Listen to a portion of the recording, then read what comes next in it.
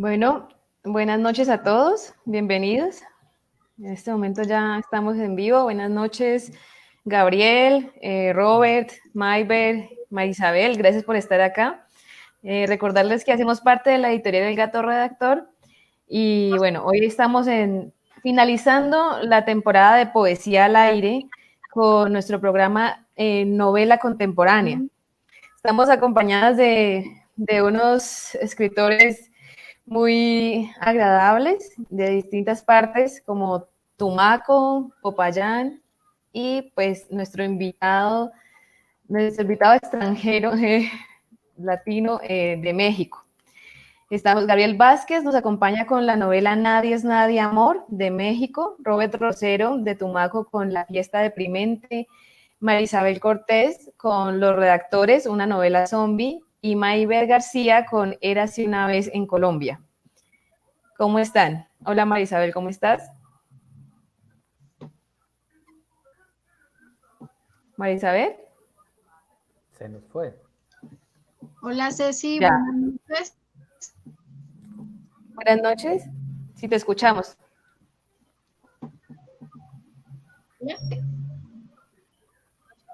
Hola. Hola, ¿me escuchas ahí? Sí, te escuchamos. ¿Sí me escuchas?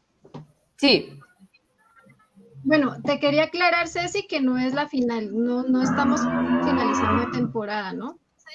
Sí te escuchamos. No estamos finalizando temporada.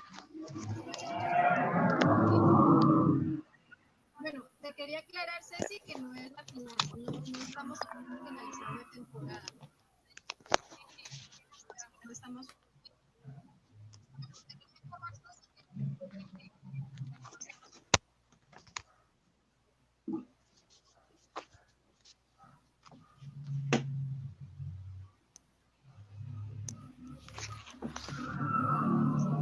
Bueno, creo que algo se paralizó por acá en Isabel, ¿no? Bueno, esperemos a ver si un momentico.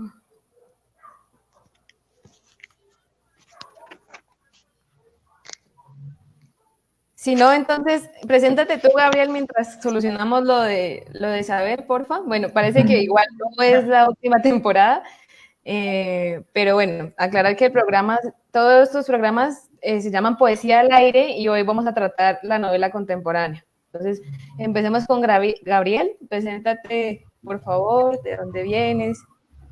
Claro que sí. Yo soy Gabriel Vázquez, soy originario de la Ciudad de México, pero desde hace 3 años vivo en Baja California Sur, en la ciudad de La Paz. Y tengo, bueno, los últimos 2 libros que he publicado son Nadie es Nadie Amor, que es una novela contemporánea, rockera, con mucha música y que pasa en la Ciudad de México. Y la segunda novela se llama Vivir sin I, que es una novela que está toda escrita sin ninguna palabra que tenga la letra I. Es un ejercicio de lipograma que me costó mucho trabajo y que no vuelvo a hacer jamás. Y pues nada, aquí saludando a toda la gente de Colombia. Es una sorpresa estar conectado con gente hasta el otro lado del continente.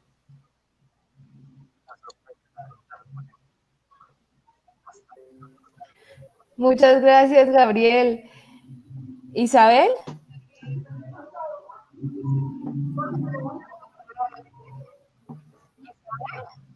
Hola. Hola, ahora sí nos puedes hablar porque se había caído un momento, ¿no?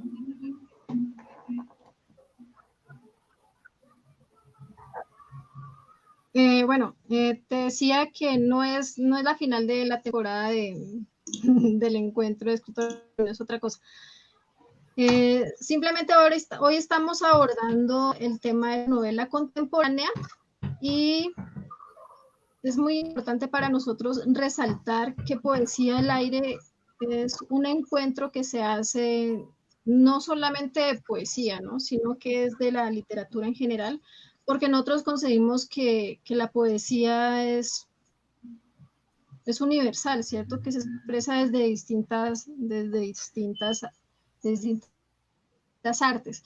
Bueno, para este caso, pues vamos a hablar de la novela contemporánea teniendo en cuenta, pues, los autores que anunciamos en el post, que, bueno, que para este caso son Philip K. Dick, César Aira, Roberto Bolaño y Philip Roth. Es muy importante resaltar que estos autores pues han sido como un referente porque tratan en sí lo que es en la escritura, en particular lo que tiene que ver con los problemas del lenguaje. Para nosotros es muy importante observar estos problemas del lenguaje de acuerdo a cada estética de novela. Entonces, en la medida de que vayamos hablando acerca de esto, pues conocer también pues sus influencias acerca de otros autores que hayan leído anteriormente. Entonces, Gabriel, coméntanos un poquito acerca del proceso de tu novela. Bueno, esta novela, la de Nadie es Nadie Amor, surgió porque yo llevo muchos años viviendo fuera de la Ciudad de México y realmente no escribía sobre la Ciudad de México, pero es una novela que se me ocurrió plantear en un lugar muy conocido que es Coyoacán, que es como una zona cultural, colonial, muy importante en la Ciudad de México. Ahí vivía Frida Kahlo, Diego Rivera, Trotsky, Octavio Paz, no sé, vivían en la época de esplendor, vivían así como las mentes brillantes de la Ciudad de México. Y el personaje que yo creé es un editor de cine y video que trabaja en un lugar que se llama los Estudios Churubusco, que es también un lugar icónico donde se hicieron muchísimas películas de la época de oro del cine mexicano, y él trabaja en esos estudios y es un tipo que es muy musical. En esa parte sí está basado un poco en mí, como verán en el póster que tengo acá atrás de The Cure y los Pixies y esto. Y es una novela que decidí que tuviera un soundtrack, porque, bueno, tenía un soundtrack, pero ahora ya los llamamos playlist, ¿no? Entonces cada capítulo tiene el título de una canción, entonces vienen canciones de The Cure, de Morrissey, de New Order, de Depeche Mode y de otros grupos más, y cada capítulo pues va con esa tesitura, con la tesitura de la canción. Mi influencia para escribir este libro, o sea, así como que mi inspiración fue una novela bastante contemporánea que se llama Alta Fidelidad, que es de un inglés que se llama Nick Hornby, que la hicieron película con John Cusack hace varios años y que este año salió una serie en Netflix, creo que sí, en Netflix, protagonizada, le cambiaron el personaje, lo hicieron una chica, pero es un tipo que tiene una tienda de discos y que escucha música pop y es miserable. Y entonces mi personaje es miserable también, porque escucha música pop, y, y es una búsqueda del amor. Se llama Nadie es Nadie Amor porque la idea es que al final del día todos significamos algo para alguien más, ¿no? Entonces por eso es que nadie es nadie, sino que todos somos algo o alguien para alguien más. Y básicamente está basada en esta idea de muy modernilla, de música, rock and roll, películas y una vida urbana que yo por suerte ya no vivo, ¿no? Yo vivo en una ciudad de playa y entonces pues vivo más tranquilo, ¿no?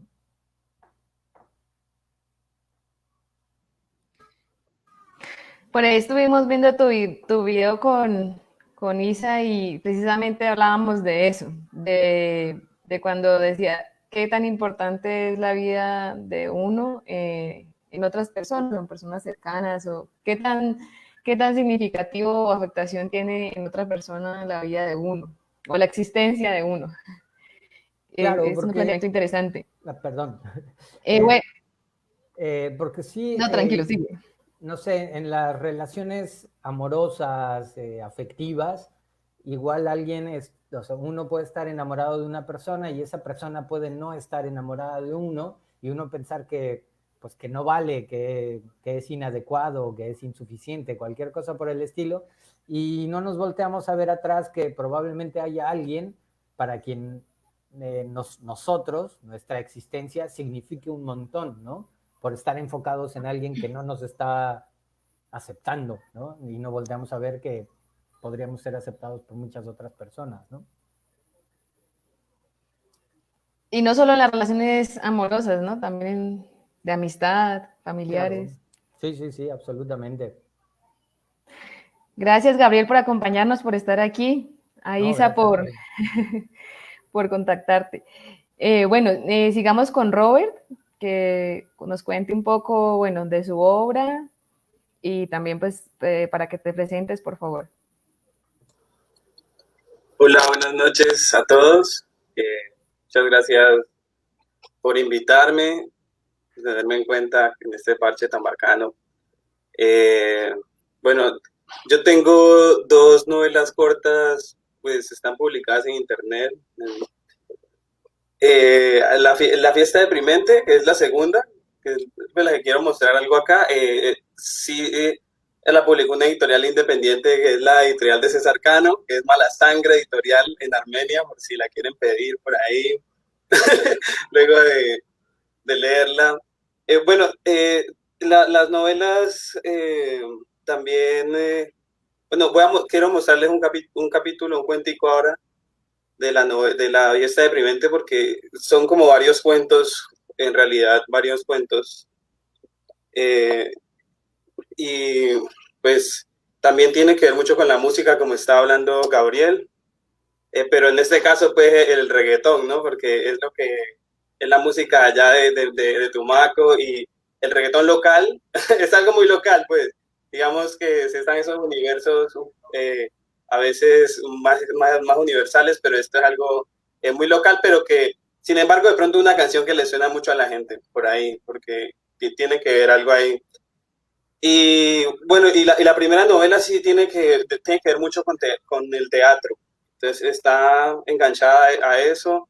Creo que uno desde la literatura, no sé, trata como de tener algunos personajes, por decirlo así, pues puede ser cliché, pero también seductores, ¿no?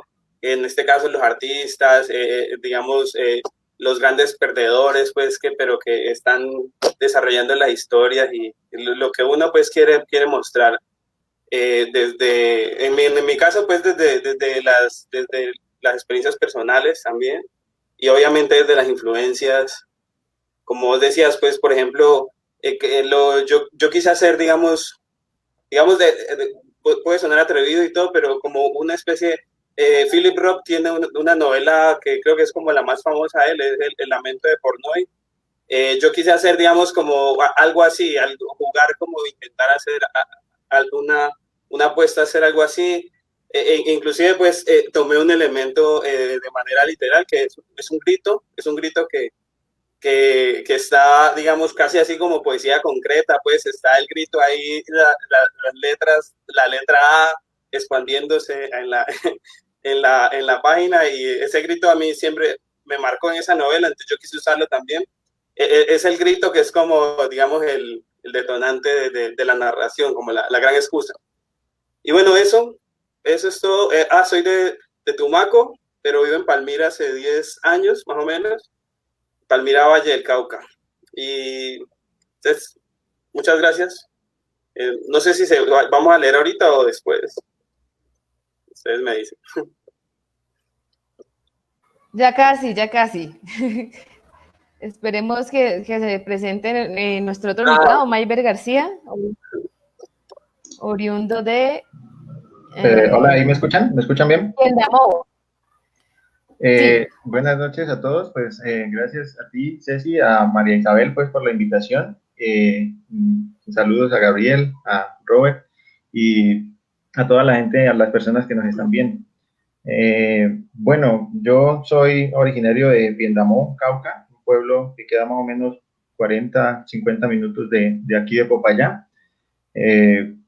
Allá viví pues prácticamente toda mi niñez y mi adolescencia, y ya en el momento pues de entrar a la universidad me vine a vivir acá a Popayán, donde resido actualmente. El fragmento de la novela pues que voy a leer es la novela con la cual me gradué, digamos, fue como un trabajo de grado que teníamos con la profesora Elvira Alejandra, que era de creación literaria, y digamos que se tenía un producto literario y aparte de eso se redactaba un ensayo de cómo había sido ese proceso.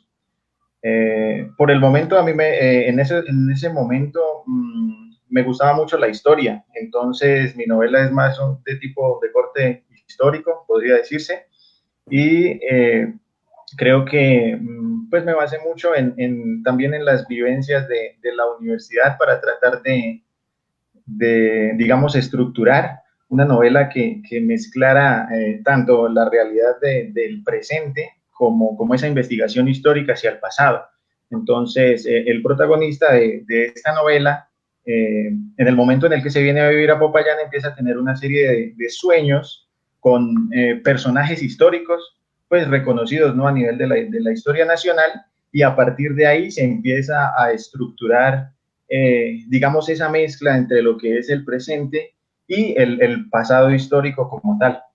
Quise hacerlo así porque pues, me pareció interesante que, aparte del proceso creativo, hubiera como una investigación de corte histórica, y por ello la titulé Érase una vez en Colombia.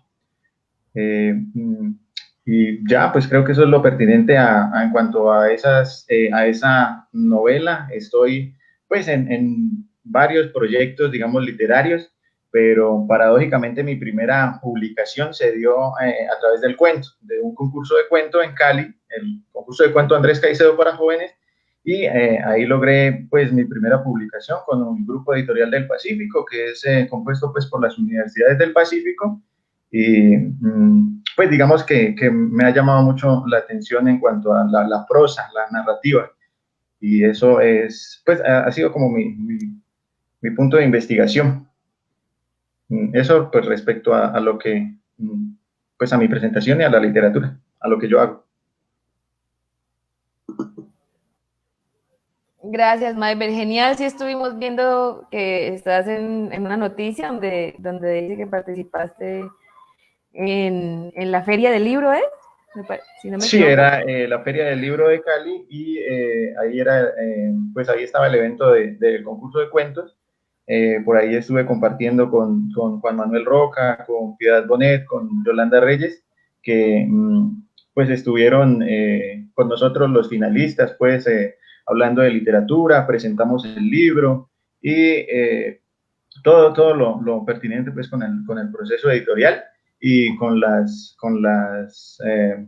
digamos, con los reconocimientos, pues, respecto a lo del premio. Súper, felicitaciones. Gracias. Bueno, y ahora sigue nuestra invitada de la casa, de la editorial, que también nos va a presentar su novela. María Isabel, ¿cómo estás? Parece que se volvió a caer la red de Isa. Parece. Bueno, Isa también nos va a presentar su novela que se llama Los Redactores, una novela zombie. Creo que otra vez está ahí. ¿Isabel? Ya. Sí, aquí estoy.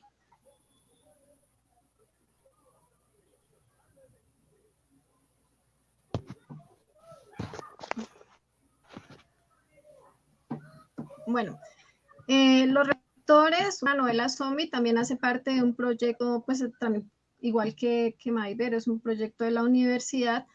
En mi caso, el género empleado para la novela es la metaficción. Casi no se ha hablado de este género, pero se propone una idea que va más allá de la ficción por tanto el prefijo meta. Entonces, lo que se pretende con la metaficción es dar un avance más hacia la ficción, en donde el detalle predominante tiene que ver los rasgos particulares reales en una novela, inscritos en una novela. Por lo tanto, mi novela Los Redactores pone un escenario zombie en la ciudad de Popayán. Entonces, teniendo en cuenta pues que la ciudad de Popayán pues tiene ciertas tradiciones morales, religiosas, el contexto que se emplea aquí al poner la figura del zombie permite que todo el lenguaje bajo el cual está estructurado el discurso moral y religioso de la ciudad se vea deconstruido.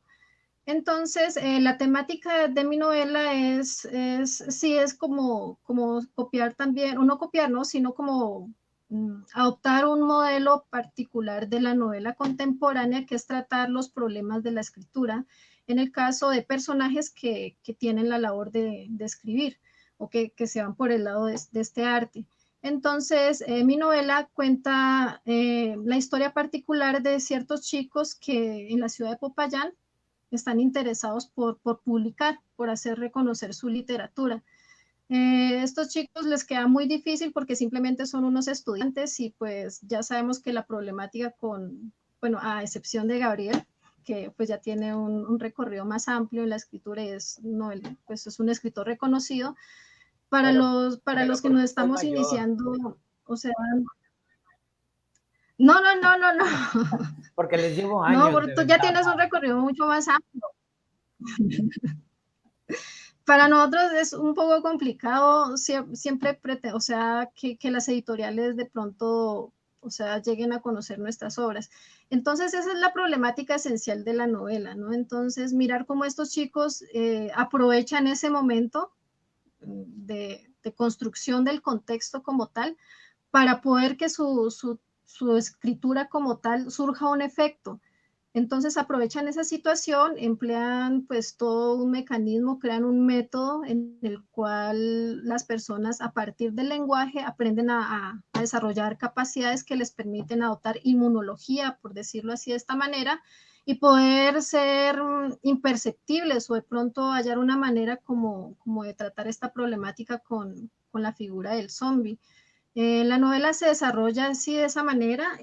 Finalmente, pues en este contexto llega una chica que adopta, que ya nace en un contexto como tal y logra como crear una especie de inmunidad. Bueno, y la temática sigue por ese rumbo, ¿no? Pero o sea, la temática central es poner al lenguaje como un método que sirve para contrarrestar los daños pues, que permite la instrucción del zombie. ¿Cuál es, digamos, o por qué nace de tu gusto hacia el tema de los zombies? Y yo que siempre, pues que siempre, pero que sí has trabajado y tienes un gusto especial por ello.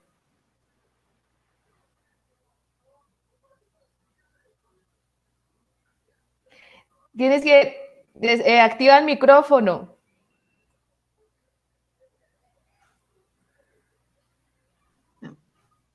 Bueno, te digo que siempre ha sido fue un tema polémico porque, por ejemplo, en mi casa, o sea, me decían, bueno, ¿usted por qué va a hablar de los zombies? O sea, ¿por qué eso tan feo? O sea, siempre la imagen que se tiene acerca de este concepto son las películas que estamos acostumbrados a ver de Romero, ¿cierto?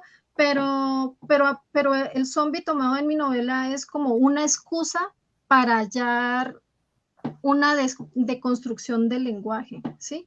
Entonces, es más bien el zombie tomado como una metáfora del hombre capitalista, ¿sí? Entonces, ya el zombie no es una figura que te va a asustar, por ejemplo, no es una figura que aparece en la novela no con el propósito de causarte el miedo, ni el terror, ni el escrúpulo, no, sino que por contrario, el zombie solamente va a ser una simple excusa para mostrar realmente que la gente actúa cuando hay un momento de caos, un momento de desorden. Entonces, sí, es más bien por este lado, ¿no? Y pues el gusto va porque soy un amante de la ficción y es mi género favorito, pues de hecho, pues se han dado cuenta, pues las temáticas del gato redactor vienen también por la ficción. Entonces, sí, es más bien como un gusto particular que me permitió pues como anexarlo y hacerlo práctico en la escritura. Muchas gracias, María Isabel. Nos representa aquí en las mujeres como escritoras. Tenemos escritores y escritoras. Bueno, vamos a leer aproximadamente, les doy el tiempo, 10 minutos de la lectura de fragmentos de cada una de sus obras, de las que expusieron ahorita. Entonces vamos con Gabriel. Iniciamos con Gabriel. Bueno, este es el libro Nadie es nadie, amor, que es una novela que pasa en la Ciudad de México. Y bueno, les voy a leer el primer capítulo, un poco del primer capítulo, que se llama Romper, y la canción que lo acompaña es The Same Deep Water as You, que es una canción de The Cure, de su disco Disintegration, ¿no? Y empieza así. Robert Smith canta con toda su agonía. Necesito tiempo. Julieta interrumpe mi canción favorita con la peor frase posible. Después de soltar esas dos palabras nefastas, sus ojos de koala huyen de los míos y se pierden en cualquier punto. Su mirada vuela por los rincones evitándome, con todo el peso de la culpa que esa frase contiene. Me quedo en silencio, observándola, pensando si acaso me ha visto cara de Cronos o de Timex. No se lo digo, sé que agravaría esta situación. La sensación de abandono me invade como los extraterrestres a Nueva York, mientras pienso que el amor no debería tener miedo. El amor debería romper cualquier distancia y barrera. El amor debería ser como en las películas, indoloro e inodoro, pero es real y lastima. Julieta, mi Julieta, no la de Dire Straits, no la Venegas, no la de Shakespeare ni la de Fernando Delgadillo, está dejándome con la peor de las excusas, con el más cobarde de los pretextos, con la peor combinación de palabras, necesidad y temporalidad. Mi cerveza suda. El bar, el Hijo del Cuervo, está lleno. Me abruma el sonido de vasos chocando, de comida siendo deglutida, de telas rozándose debajo de la mesa, de conversaciones a las que no encuentro sentido. Robert Smith es un eco lejano para mí. Aquí debería apretar pausa, seleccionar estos últimos segundos y cortarlos, editarlos del timeline, enviarlos a la papelera de reciclaje y hacer como que nunca hubieran existido. Para eso soy editor, para eliminar cosas, para recortar lo que está mal, lo que sobra, lo que no debe verse, para borrar los errores. La ruptura con mi novia es un error.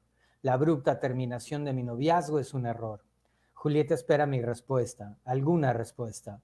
Mientras ella calla y me observa, yo pienso que Dios no es un buen editor, que siempre deja demasiados cabos sueltos, demasiadas preguntas sin respuesta. Dios no cierra ciclos, sus personajes toman decisiones absurdas y cambian de opinión todo el tiempo. Por eso no se sostienen, sus historias parecen lineales pero siempre se fragmentan. El pasado y Dios no importan en el nanosegundo en el que Julieta, mi Julieta, no la de Almodóvar, Julieta me dice, Lolo, necesito espacio, no estoy segura, no sé qué hacer, creo que debo poner en orden algunas cosas. No quiero repetir la historia de mis padres, no quiero acabar como ellos, preguntándome si esto es todo en la vida, si no hay algo más que pueda hacer. ¿Cuánto tiempo se necesita para decidir esto? ¿1 hora, 27 horas, 2 días, 1 semana, 6 semanas, 4 meses, 10, 70 años?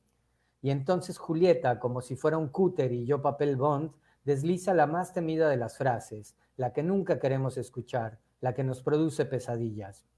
Quizá deberíamos salir con otras personas. No lo sé, necesito aire. ¿Me escuchas?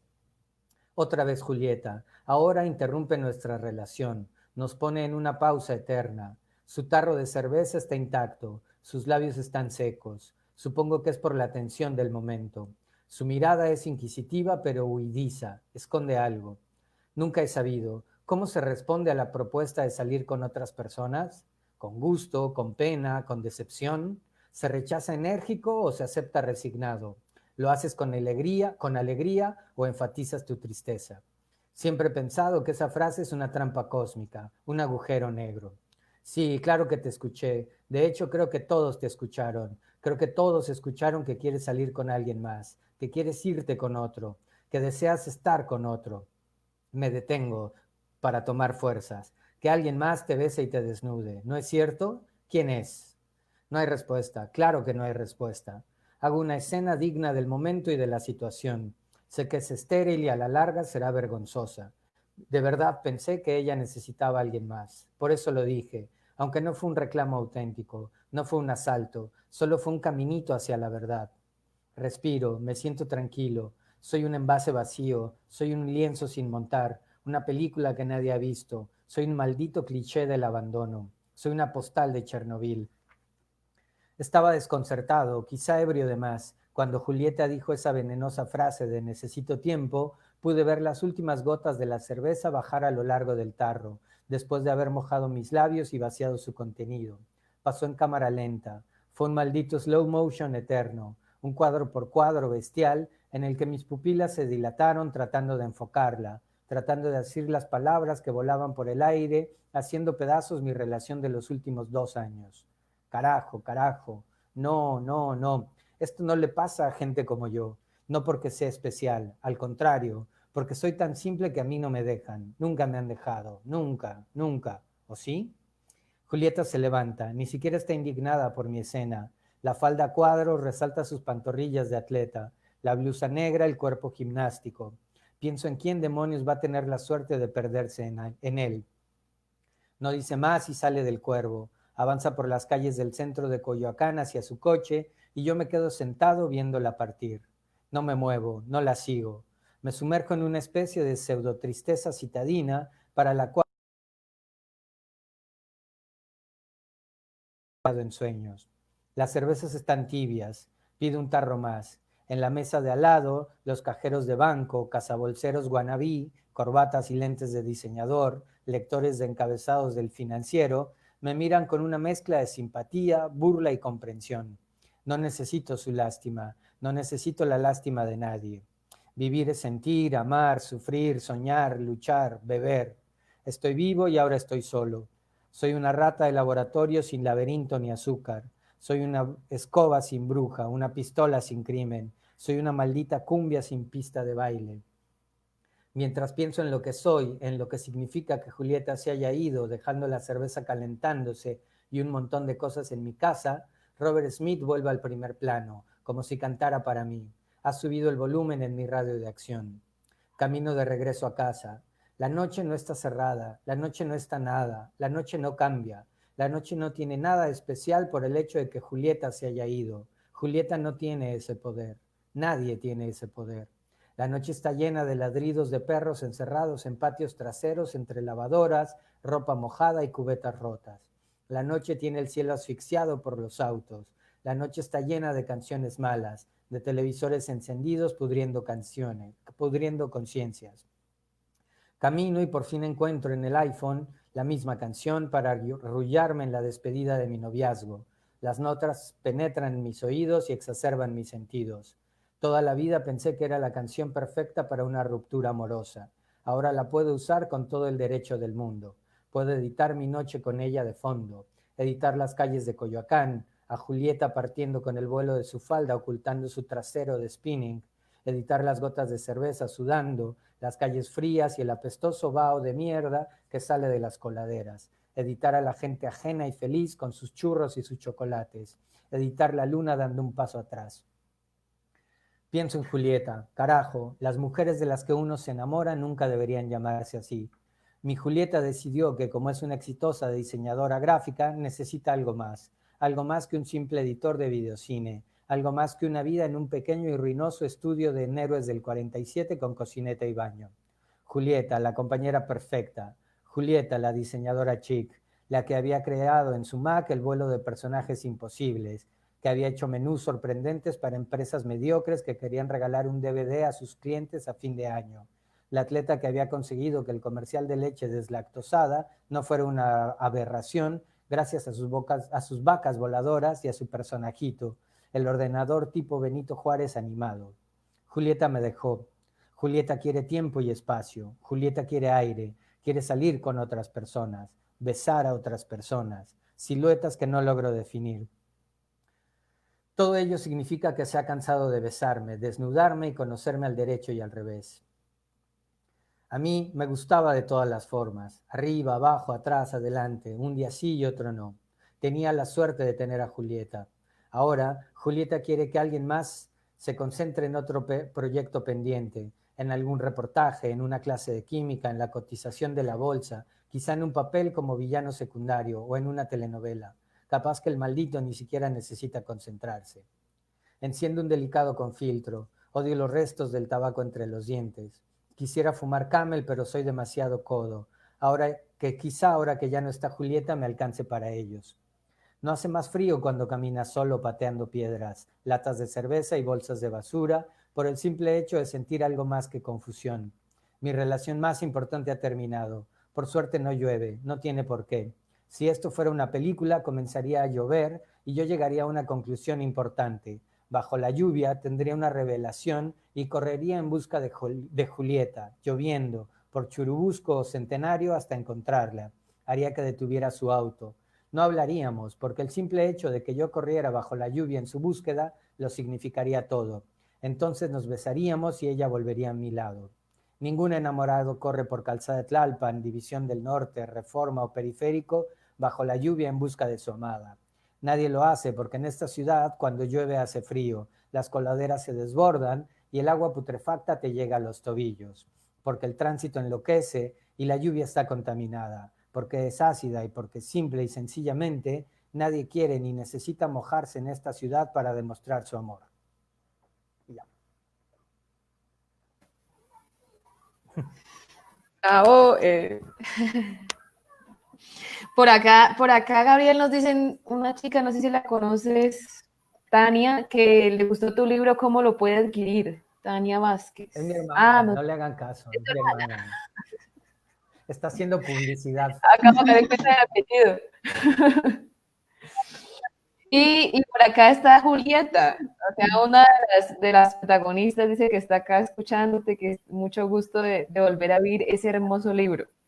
Ella no es mi hermana, ella es una amiga que conocí gracias a una presentación del libro. Saludos a Julieta.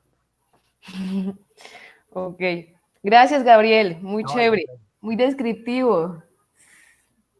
Bueno, vamos con La fiesta delirante, Robert. No, deprimente. Deprimente, perdón. Pero delirante suena bien también, pero deprimente el oxímoron ahí. Me emocioné, yo es que no, la fiesta deprimente, sí. Perdón. Sí, darle un poquito de estilo ahí. Bueno, quiero compartirles un capítulo de La fiesta deprimente. La fiesta deprimente es una novela muy corta, de 70 páginas, y digamos, el leitmotiv de la obra es un suicidio. El narrador que nos cuenta pues todas estas cosillas que nos dice el libro, va cayendo, va hacia el vacío. Entonces, pues yo quise usar esa imagen cliché del suicidio y de la película que se le forma a uno en la cabeza mientras va cayendo al vacío. Pero pues quise como darle un giro al cliché, pues, o sea, usar una herramienta muy común, pero pues, a ver, tratar de ahí de experimentar un poquillo. Entonces, este capítulo se llama, bueno, voy a darle un pequeño contexto porque como es un cuento, pues sacado una novela. El protagonista es un niño. Bueno, ya, eso es todo, yo creo que con eso. Empieza así, se llama el capítulo El dramático desenlace de la quemona. El día que recibí mi primer beso de mujer estaba en una multitud. Beso que une al huevo roto, hace latir al corazón roto, saca al muerto del roto y me hace feliz. Era el concierto de Master Boy en mi colegio. Sonaba el One Hit, lo más sonado de los últimos 15 minutos, La Quemona. Y Glenda había renovado el concepto de coro a nivel global. No solo vocalizaba, gemía. Sus notas eran más onduladas que el mismísimo ADN. Las mejores voces ponen los pelos de punta. Glenda puso de punta el planeta. Y en medio de la interpretación, ella rompe la cuarta pared. Baja hacia el público. Está vestida de paz. Minifalda blanca, encaballada en sus calzoncitos blancos. Top blanco en forma de infinito. El infinito hecho carne. Está descalza. Sus pies hacen el amor con el suelo. Acaricia al hijo de la rectora, tocándolo desde la mejilla hasta el pecho. Y ahora viene hasta mí. Las piedras sangran, los cerdos vuelan, nadie puede creerlo. Y canta la estrofa central de La Quemona, el núcleo, el nucleolo de la canción. Hágale, papito, dele sin parar, dele como a perro que mi esposo va a llegar. Dele. Bueno, usted la conoce ya. Y sus labios, también pintados de blanco, coliflores apretadas, me besaron. Fue un beso de ojos abiertos. Estuvimos tan cerca que nos miramos el alma. Luego del concierto no la pude ver, quería verla, pero el tumulto del colegio me lo impidió. La busqué por todo Tumaco hasta que encontré su casa. Los amores que están hechos de acero no se oxidan. Toqué su puerta Ella no me reconoció. Tuve que explicarle quién era, agradada, me hizo pasar, me dio café y me abrazó. Qué lindo tú. Eres el primero que se esfuerza por saber quién soy. Un momento, perdón. Uf. Qué lindo tú. Eres el primero que se esfuerza por saber quién soy. No lo entiendo, pero si eres una superestrella. No, niño, el que se lleva todo el crédito es Michelle. Yo solo soy su perra. Para mí, sus canciones no serían nada sin tu intervención. Gracias, lindo. Ojalá todos pensaran como tú. Todos piensan eso, Glenda. Es más, podría reemplazarlo y llevarte todo el crédito. No podría hacerle eso, lo quiero. Eres un alma de Dios. No, niño, no. Tengo tantos pecados. La lujuria. Si te confiesas regularmente, tus pecados se van al traste. Solo si me arrepiento de verdad. Y la verdad no estoy muy arrepentida de lo que he hecho. Siento placer con lo que hago, emoción. Es esto lo que me tiene viva. El peligro, la fama, el corazón a punto de caer al abismo. Eso es heroico. Te amo, niño. Quisiera llevarte conmigo. Y yo me iría contigo, pero mi mamá no me deja. Tienes razón, tendré que huir sola. ¿Huir? ¿De qué? ¿Por qué? Ay, corazón, es que nuestras canciones son autobiográficas, ¿entiendes? Incluso cuando la grabamos, estábamos haciendo el amor, culeando y grabando en simultáneo. Y sabes, Michelle no es mi esposo, es de hecho el mejor amigo de mi esposo. Y ambos lo hemos traicionado. Y no siendo suficiente con eso, hemos grabado esta canción en la que revelamos nuestro pecado. Al principio pensamos que no llegaría tan lejos, pero ya ves, ahora todo el mundo la escucha. Y quien menos la debió escuchar, mi esposo ya la escuchó. Entonces te has metido en un problema, pero puedes salir de él. No pienses en huir a la primera ocasión. Lo que viene ahora es confrontar a tu esposo y hacerle saber que el arte está ligado a la vida, pero no por eso debemos juzgar la forma de vivir del artista. Mira, todos alguna vez hemos escrito un poema. ¿Y acaso ha sido relacionado con la caída de la bolsa de Nueva York? No, es sobre nuestros corazones que escribimos. No te sientas culpable por tu obra. Lo que has logrado es indescriptible. Pero él no está dispuesto a hablar, y menos de arte. Quiere matarme. Eso es gravísimo. Llamemos a la policía. Él es policía y tiene a la policía de su lado. Dios santísimo, y yo soy tan débil. Si yo pudiera, si tan solo pudiera protegerte, lo hiciera. Ahora me estás protegiendo. Eres la última persona que veré en Tumaco. Si no me largo hoy mismo, mañana amanezco fría. Y así fue. Glenda tuvo que huir, desapareció.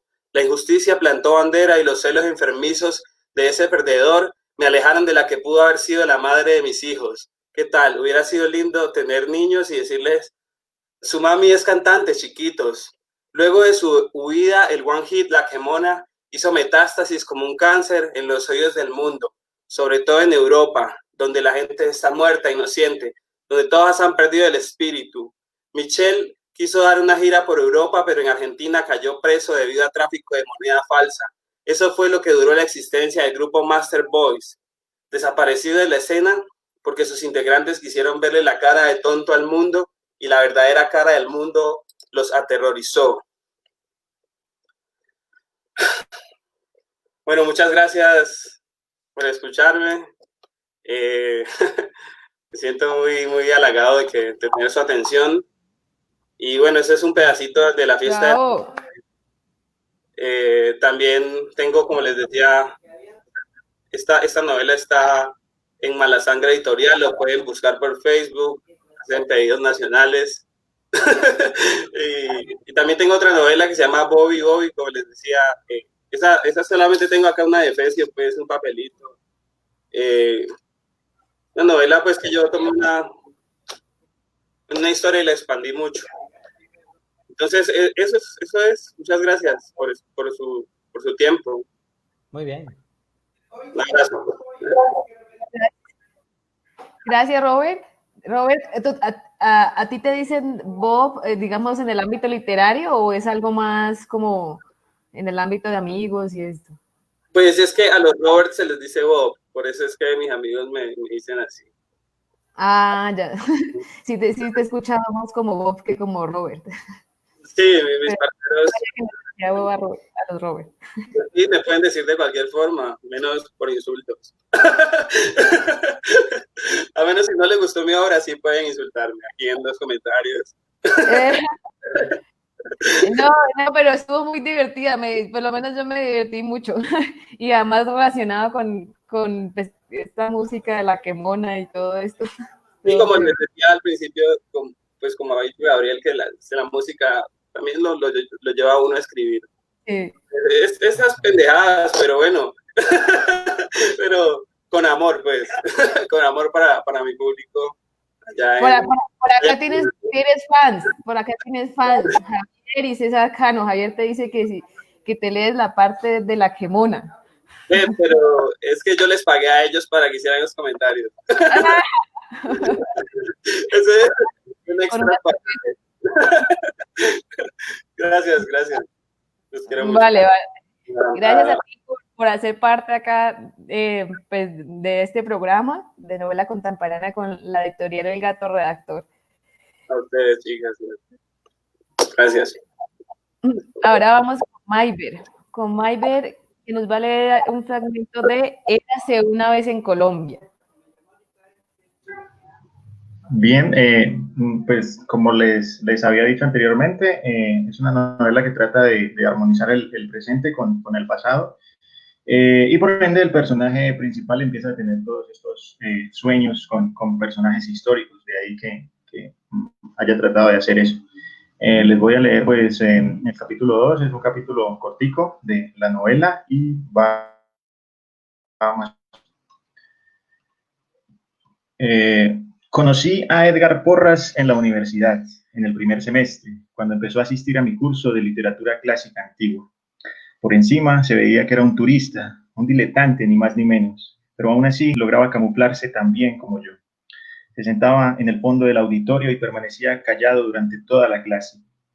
Al principio pensé que era un recursante de algún semestre superior, pero al preguntarle, resultó ser un estudiante de historia con una fuerte vocación literaria, entre otras tristes razones porque quería ser escritor. Por lo menos eso me dijo. Jocosamente se hacía llamar Edgar Allan Porras. Empezamos a hablar de literatura clásica, o por lo menos de lo que veíamos en clases, y así dimos inicio a una amistad basada y expresada en los complejos códigos de la literatura. La siguiente semana me invitó a una conferencia de memoria histórica que se impartía en el Banco de la República, y desde entonces, cada que podíamos, nos colábamos en clases donde no estábamos matriculados.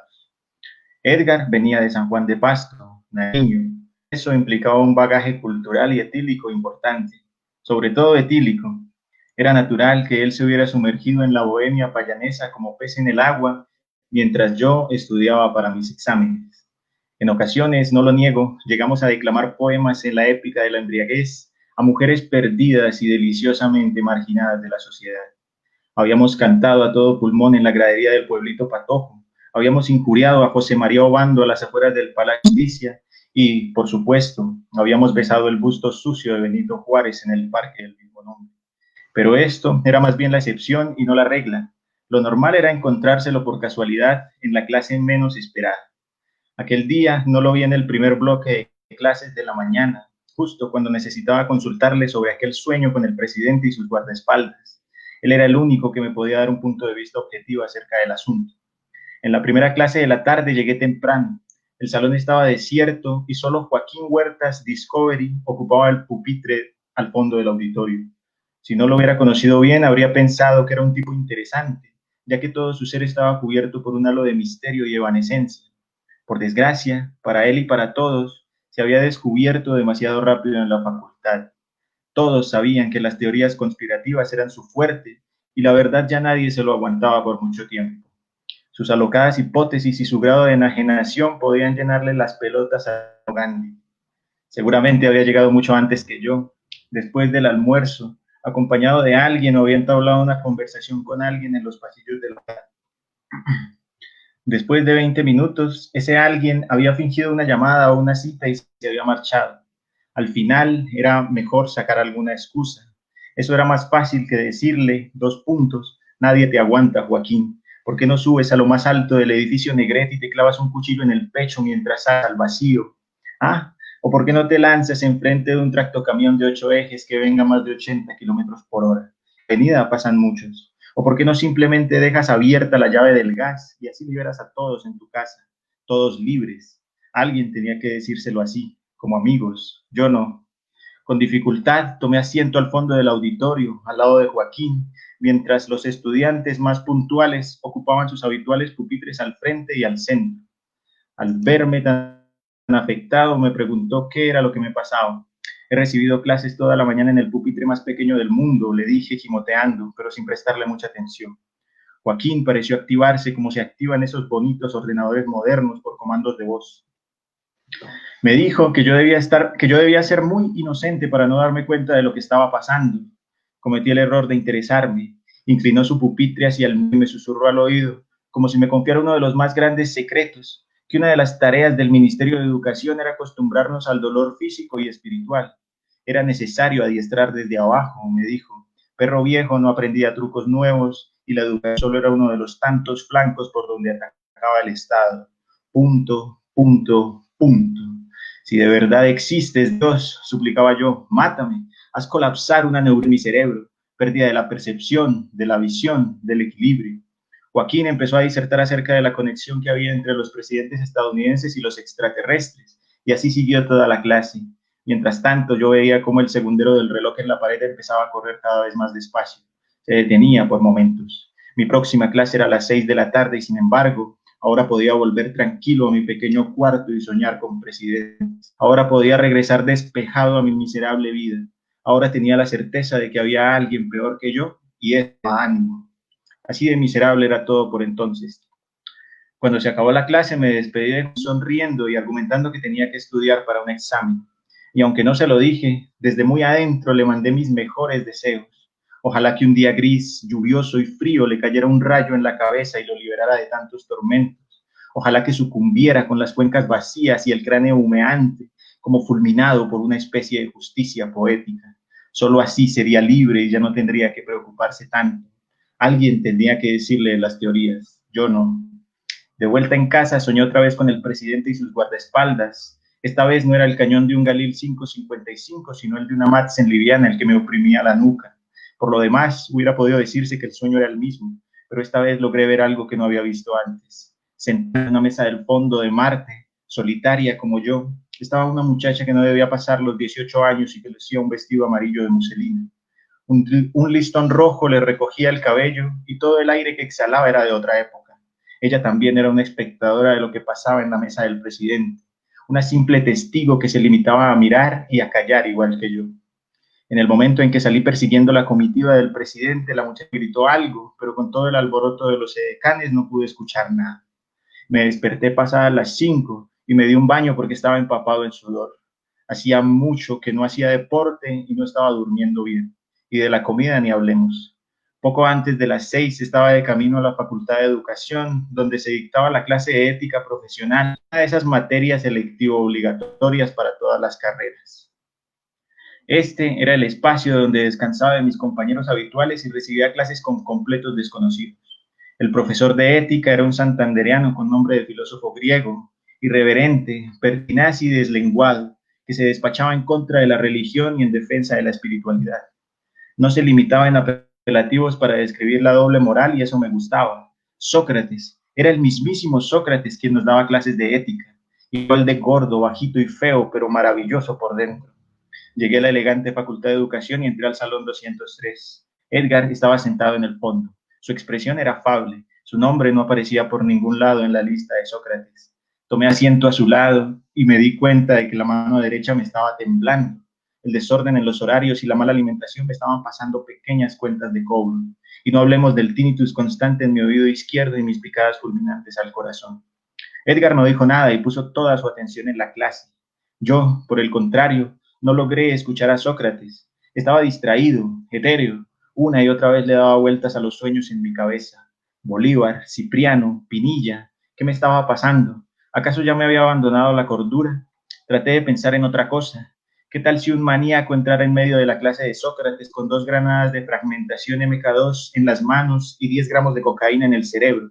Para un espacio cerrado y un radio de acción eficaz entre 10 y 12 metros serían letales. La sola metralla de la carcasa garantizaba una muerte segura en un radio de 6 metros.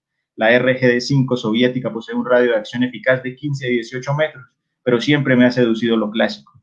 Aunque algún psicótico llegase a ver las piñas, tendría menos de 5 segundos para reaccionar. Una vez disparadas las espoletas, el detonador haría reaccionar el nitrato de almidón contenido en un pequeño cuerpo de hierro fundido, 2 centímetros de espesor. Habría mucha sangre, un pequeño Big Bang, aturdimiento y reconocimiento por placas dentales. La partícula de Dios. Una granada mató a Sócrates en el corazón del Cauca, titularían los periódicos. Traté de pensar en filósofos greco-santanderianos asesinados en el Cauca. Ninguno. Edgar dejó entrever una leve sonrisa. ¿De qué se reía el imbécil? ¿Acaso le parecía gracioso? Contra todos los pronósticos sobreviví al bloque de 4 horas de clase. Salimos de la elegante Facultad de Educación y sin decirnos nada trazamos la ruta en dirección a Blue, un pequeño bar alternativo que quedaba frente al Palacio de Justicia. Caminamos en silencio. Edgar iba pensativo y yo iba levitando. Ambos, cada quien a su manera, vivíamos una experiencia extracorpórea. No podíamos tocar nada y nada podía tocarnos. Nos sentamos en la barra de Blue y pedimos 2 cervezas. Luego de un rato me animé a contarle mi sueño en detalle para que me diera su opinión al respecto. Edgar pensó por largo rato. En momentos vacilaba a decir algo, pero seguía pensando. Cuando acabó su cerveza, con un movimiento de manos, pidió otra ronda. El sentimiento de fracaso que te invade al final, me empezó a decir muy solemne, nace del reproche por traicionarte a ti mismo, por claudicar, y ese no es un fracaso cualquiera. La próxima vez que sueñes con el presidente, recuerda las historias de tu abuelo. Sí, en tu sueño. Y cuando veas a miles de nuestros campesinos vueltos vándalos políticos, convertidos en pájaros azules y rojos, exterminados en las montañas como fieras por una clase hecha cuero y carne en el presidente, cuando logres verlo así, lograrás rechazar la invitación presidencial. Así recuperarás tu dignidad. Por lo demás, no hay meseros franceses en Marte. ¿Y qué hago con la libertadora del Libertador?, le pregunté. No importa lo que hagas o no hagas, me dijo Edgar, dando un sorbo a su cerveza. El Libertador y Manuelita son amantes, y los amantes siempre van a encontrar la manera de estar juntos. ¿Ya? ¿Listo? Bravo, Mayber. Bravo.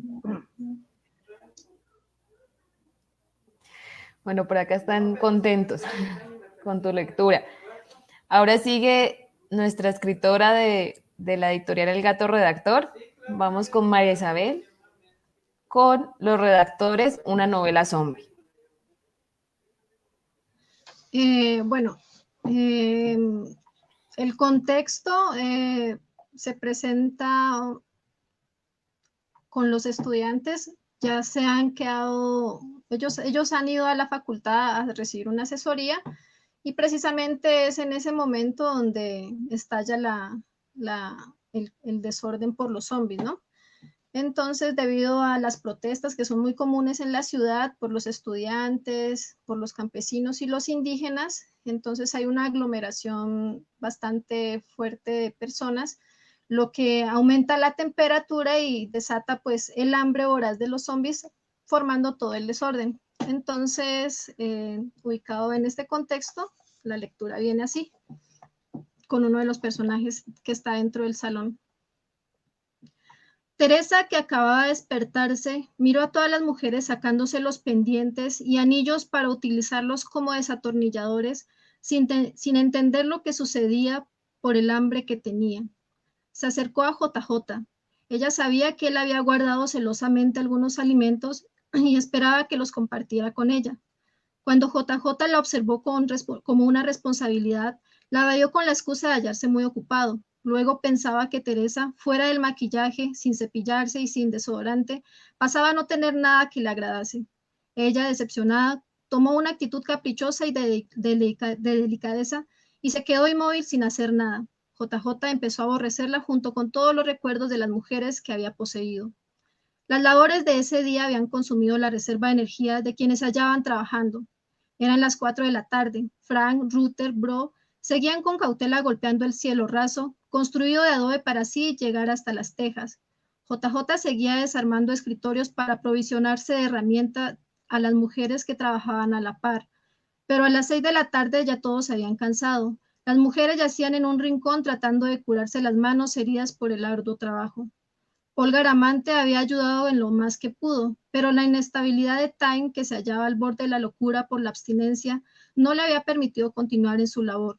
Si no se controlaba a Time, este podía convertirse en un gran peligro. Así que Paul Garamante lo amarró nuevamente y con más fuerza a su asiento, haciéndolo también en sus pies y manos.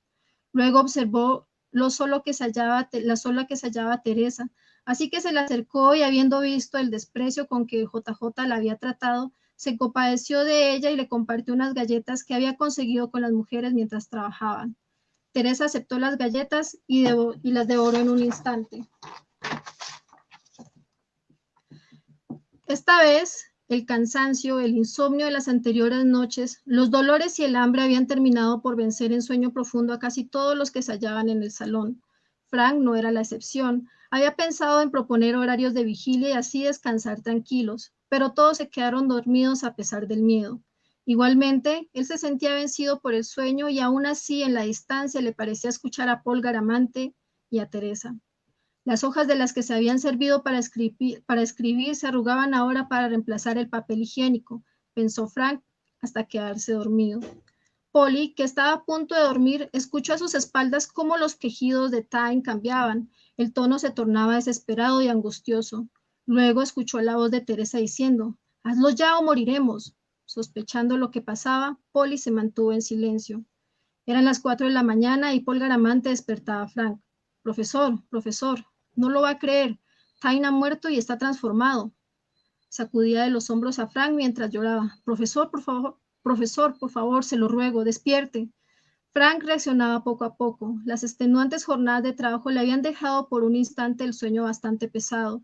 Escuchando de lejos la sollozante voz de Paul Garamante, dirigió su mirada a Time, que se hallaba gruñendo, y del otro lado a Teresa, acurrucada, estática. Y habiendo reaccionado, dirigió nuevamente la mirada a Paul. ¿A qué hora sucedió? Paul Garamante se limpiaba las lágrimas, miraba al suelo y tartamudeando respondió, no sé con exactitud, profesor. Cuando Ruther, JJ y Annie se levantaron, lo primero que hicieron fue ver frente a ellos a Time retorcerse. Annie, al ver la imagen de sus pesadillas tan cerca, no se contuvo de gritar. Despertó a Bro, que incluso roncaba. Luego de que Bro despertara y observara a Time transformado, no pudo más que admirarse. Paul Garamante había perdido instantáneamente los gestos de dolor que le acompañaban, miró a Bro y agregó, murió de los fuertes dolores que le produjo la abstinencia por la cocaína. JJ miraba a Teresa con desconfianza. Sosteniendo su mirada, se le acercó y a tono de juicio le preguntó, «¿Vos, por qué estás tan callada?» Luego miró a sus compañeros. «Ella oculta algo». Apenas dijo esto, regresó su mirada a Paul Garamante, quien lo observaba de pies a cabeza. Polly, aún dormida, se retorcía del hambre. Sin soportarlo más, se levantó airada y con hambre demencial buscó algo para meterse a la boca. Al no encontrar nada, se detuvo y luego de un pequeño instante de paroxismo, se devolvió al lugar donde se hallaba acostada. Se inclinó, sacó una navaja de la chaqueta que Ruther había utilizado para cobijarla. Polly se puso de pie y se dirigió a Paul Garamante. «Quiero mi porción», y apuntándole a los ojos con la navaja, continuó. «Ahora mismo». Paul Garamante cerró sus ojos y levantó sus brazos. Polly, sin pensar en Time como zombie, en el peligro que representaba, pasó por el lado de este y de Teresa. Luego esculcó ávida las mochilas hasta que encontró lo que buscaba, grandes trozos de carne que se hallaban envueltos en hojas de papel. Polly con su navaja cortaba tiras de carne, se puso en cuclillas y se las comió. Entonces Bro se dirigió a Paul Garamante y Teresa. «Ustedes dos lo mataron». Ruther, asustado, de lejos le hablaba a Polly. «Linda, por favor, ven. No sabes lo que hace. Estás comiendo carne zombie». Polly, con su boca llena, le respondió. Ellos dos le quitaron los trozos de carne a Time estando vivo». Ruther, que saboreaba, se aproximó a Polly y le pidió un pequeño trozo. «Solo por probar», dijo. Las mujeres más osadas se acercaron y vieron los trozos que encontraron. En tanto Time, zombie, rugía desesperado intentando devorar a quienes lo estaban comiendo. Las mujeres les llevaron unos trozos a Brock, a Frank, a JJ y a Annie. Esta, al sentir el contacto de la carne fría en su boca, no soportó las náuseas y la dejó caer. Los demás comieron ávidamente.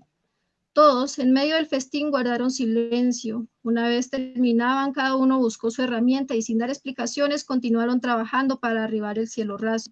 Luego de ser partícipes y cómplices de lo sucedido, la desconfianza les asaltó. Ninguno quería manifestar inutilidad, cansancio, enfermedad, menos debilidad. Con ese pensamiento y la fuerte presión que les hacían los zombies por entrar, trabajaron hasta ver el cielo. Al ver que tenían todos la oportunidad de salir al exterior, se les manifestó un brillo de alegría en los ojos, así que olvidaron fácilmente la muerte de Time. En lugar de tristeza y remordimiento, se recargaron de una energía de júbilo provocada por la profundidad de la noche estrellada. Ruther, que estaba recostado en la pared que da a la salida del salón, observó cómo ésta empezaba a cuartearse.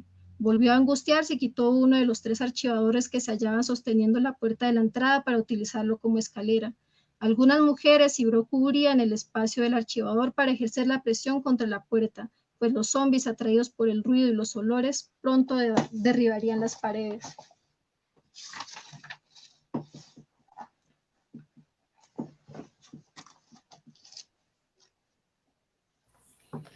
Muchas gracias, María Isabel. Por acá, Jorge Cardoso está gustoso por tu obra.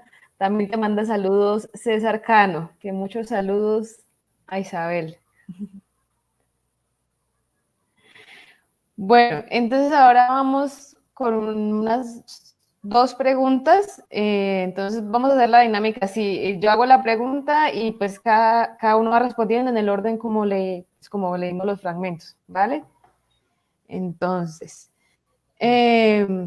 bueno, ¿cuál es el problema de la escritura que afronta el escritor de la novela contemporánea? Gabriel. Wow, vaya pregunta.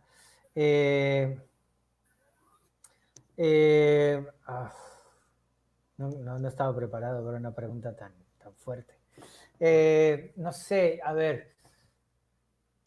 Yo creo que uno de los graves problemas que enfrenta la literatura actualmente es la inmediatez, la falta de concentración, esta necesidad de satisfacción inmediata en la que vivimos, y entonces que probablemente ya no podemos escribir como se escribía en el siglo XIX, ni a principios o en el siglo XX ya ni siquiera, porque la gente necesita respuestas veloces, necesita que pasen cosas.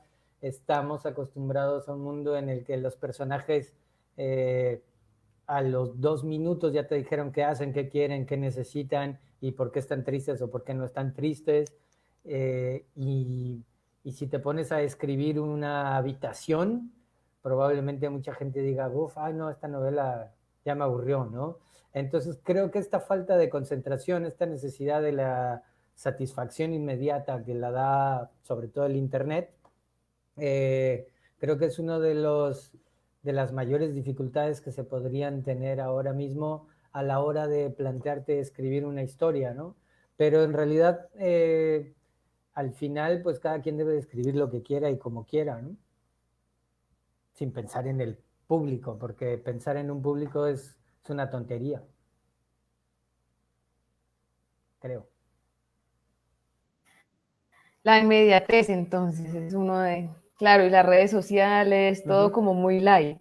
Es un problema grande también. ¿Tú qué piensas, Robert?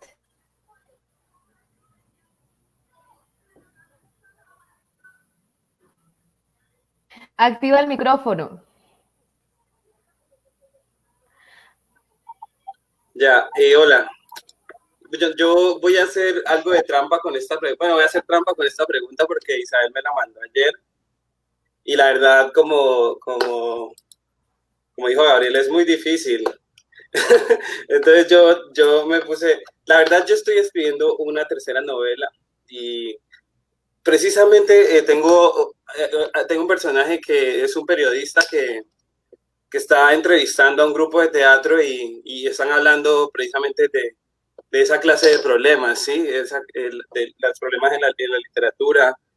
Y entonces yo tengo algo ahí escrito, no sé si lo puedo leer, igual es muy corto. Sí, claro, dale.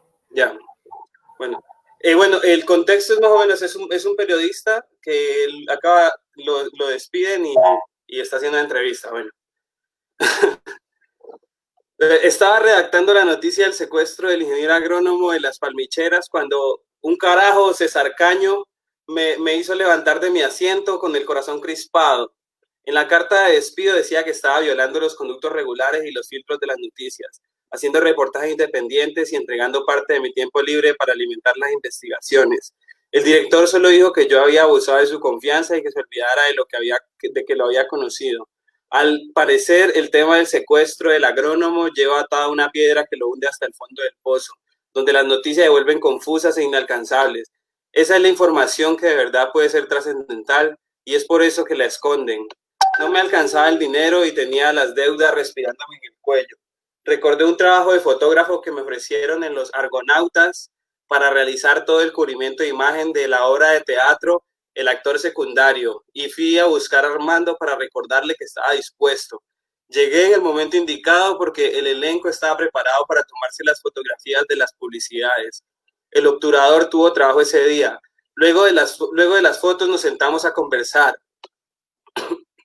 Había un lío estético y casi práctico, una situación un poco absurda en la que se habían enfrascado los actores y el director, algo que Armando siempre les ha dicho y que pareciendo sencillo es lo más difícil de la actuación, aprender a escuchar al otro en escena.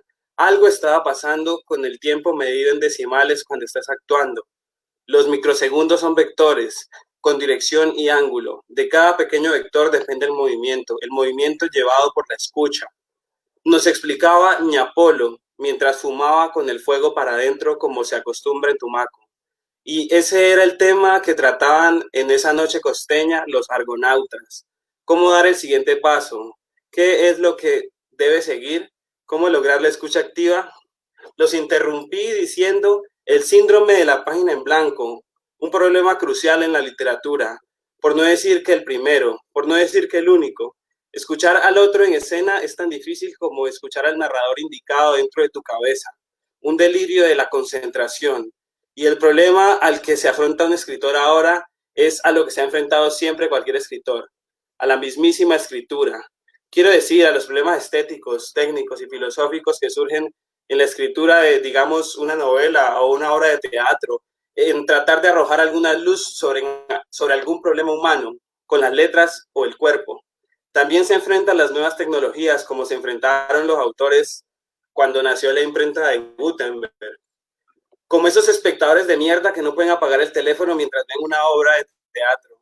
Son las nuevas condiciones de la lectura y los nuevos tipos de lectores y espectadores. Hay más ruido, más interferencia, entretenimiento y distracción, y la novela y el teatro tienen que competir con eso. Pero yo creo que un autor, cuando se siente a escribir, no tiene ese tipo de problemas expuestos sobre la mesa, de forma explícita y tangencial. Al lado, cuando trabaja, simplemente se limita a escribir línea a línea y avanzar en una historia. Ese es su verdadero problema. Ahora, en la antigüedad y siempre, así debe fluir su cuerpo sin cargar las teorías. El problema al escribir es la escritura misma y el problema del teatro es saber a dónde va la acción. El escritor introvertido eligiendo una palabra es como el actor extrovertido eligiendo a dónde moverse. Es decir, se trata del problema más sencillo, pero con la respuesta más confusa. Muchas gracias ahí por escucharme y también porque me hicieron la pregunta y la verdad me dieron como capital pues para poder seguir avanzando ahí. Llevo como una tercera parte de esa novela y la estoy escribiendo muy lento porque ya yo mantengo distraído con todo, tengo TikTok y no, eso me tiene atrapado. Las nuevas tecnologías me dejan con la página en blanco, como digo que es el problema. Y bueno, aparte de eso, como haciendo un paréntesis, quería decir que de la fiesta deprimente es como de los primeros libros que toca el tema del reggaetón, pues en la novela, en la literatura, pues contaminando ahí eso para los puristas, pues. Y también, pero quiero mencionar esta novela, que es de Luis Cermeño y Escobar, y Andrés Escobar, creo que es Andrés Escobar, de Lola Vergas Big Bang, que es creo que la primera novela que hace ya tiene el protagonista. La protagonista es una cantante de reggaetón. Y también es como una novela muy punk, pero en reggaetón.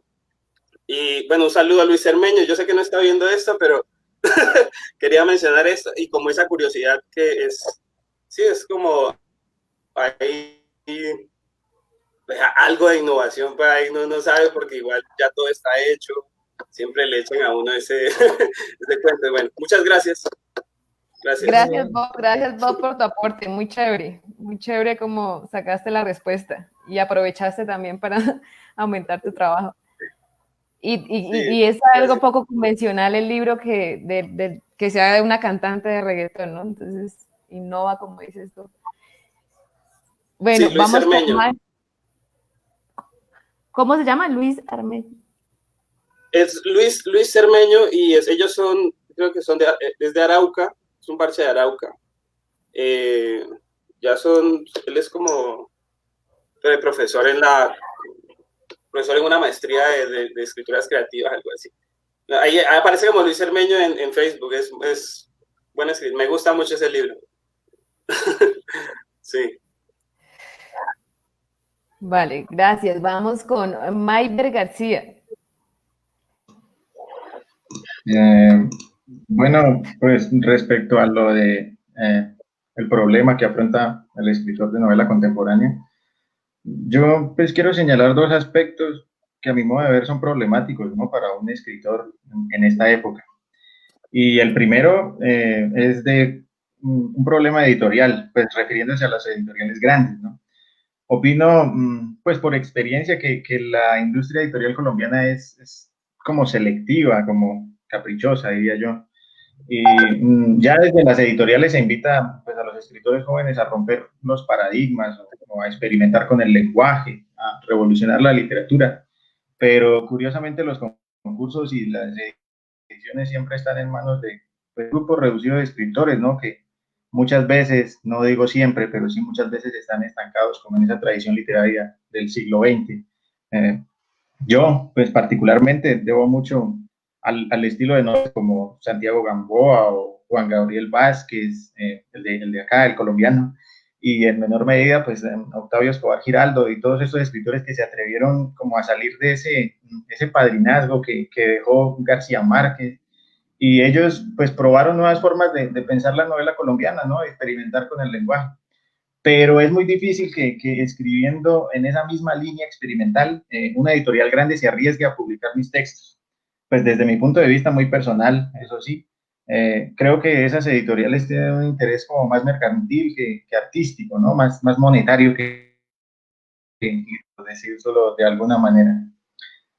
Ahí quedan abiertas, es la puerta de los concursos literarios, ¿no? De siempre es posible coger a los jurados con la guardia baja y ¡pum! Un premio o alguna cosa. El segundo problema del que quiero hablar, pues tiene que ver con el proceso de formación de los escritores. Para los que estudiamos literatura, por ejemplo, pues están más abiertas las posibilidades de explorar, de buscar o de asimilar escritores nuevos, ¿no? Más frescos, inéditos. Pero hay mucha gente que estudiando ciencias exactas o carreras que no son afines pues, a las humanidades también quiere escribir, quiere expresarse a través de la literatura. El problema para ellos es pues las influencias literarias, ¿no? Lo que ellos entienden por literatura, que es muchas veces algo normativo, algo poco experimental, porque ellos vienen pues de esa imposición literaria que se tiene en el colegio, ¿no? La obligación de leer ciertos libros que no despiertan nada en nadie.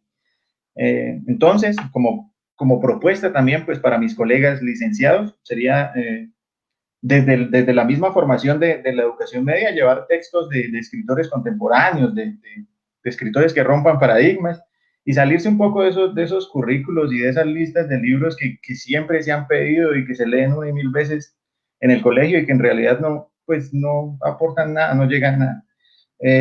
Yo creo que como propuesta, hacer de la literatura, no sé, una verdadera pedagogía del aprendizaje, por decirlo de alguna manera, donde se privilegia el juego y la experimentación como métodos de expresión auténticos, ¿no? No como por hacer la tarea o por, digamos, por hacer esas cosas.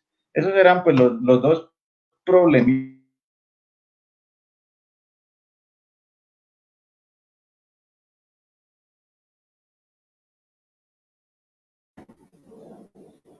Hola. Bueno, a mí me parece que hubo como una falla con su red, Sí. ¿cierto? Bueno, pues entonces mientras tanto continuemos con Marisabel.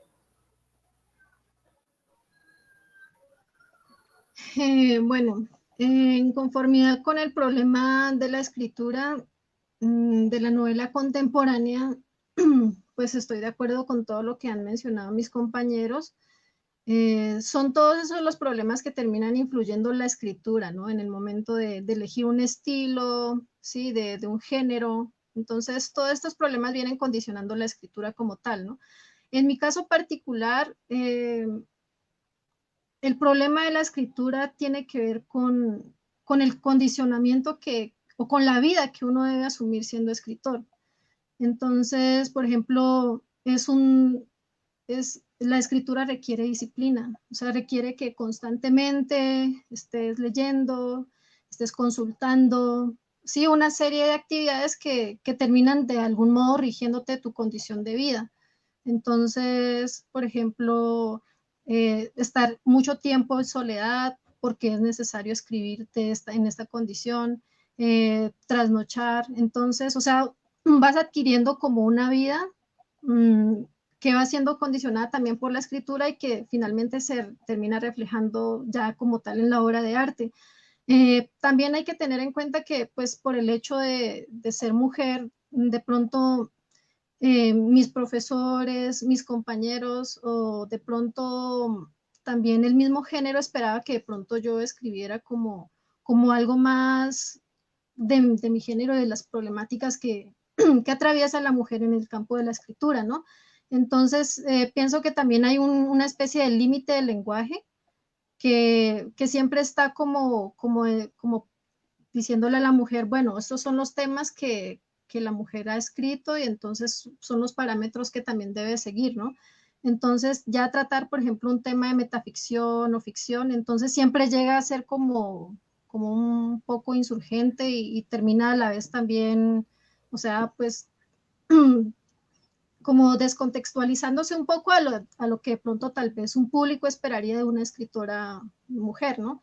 Entonces, aparte de todo lo que mis compañeros mencionaron, pienso que también en mi caso, pues se adhiere mucho estos dos aspectos.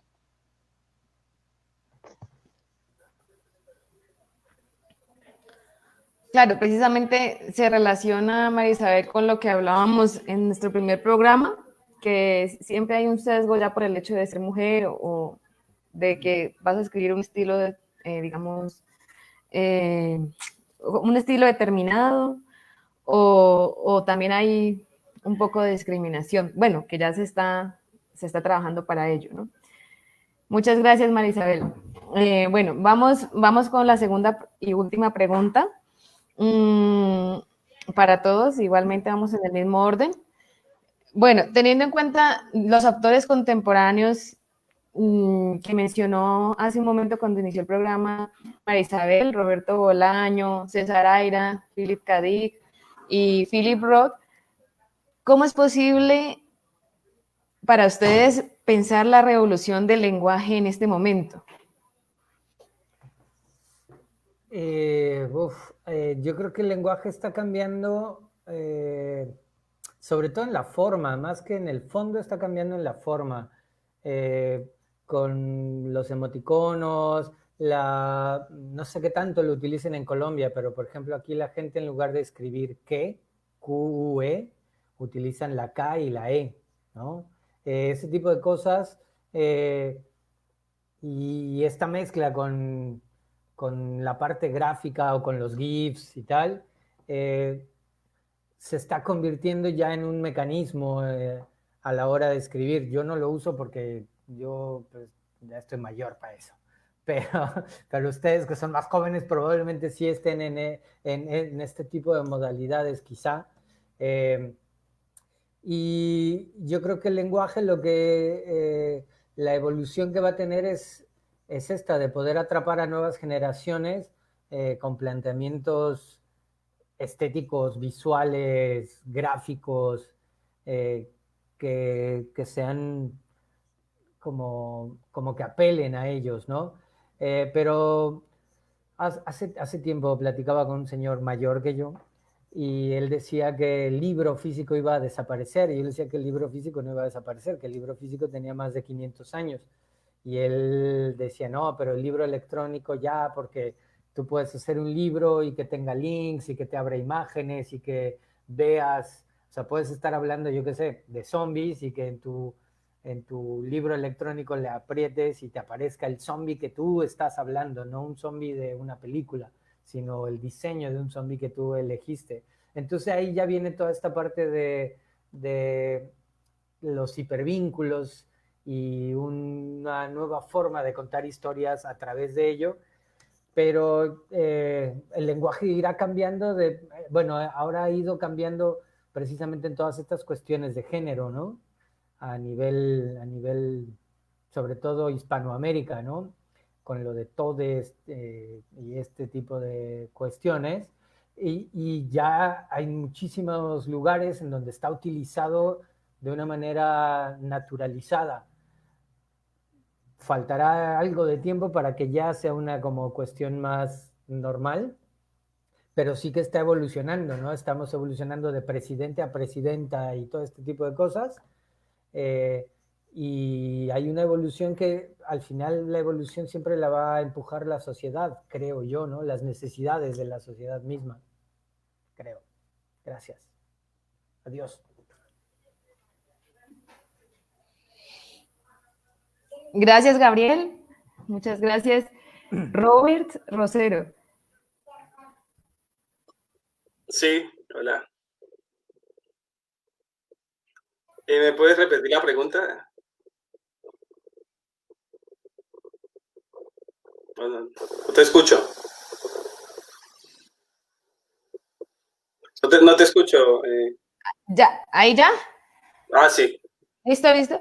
Listo. Ves que la pregunta es, teniendo en cuenta los autores contemporáneos que mencionó hace rato María Isabel, como Roberto Bolaño, César Aira, Philip K. Dick y Philip Roth, para ti, ¿cómo es posible pensar la revolución del lenguaje en este momento?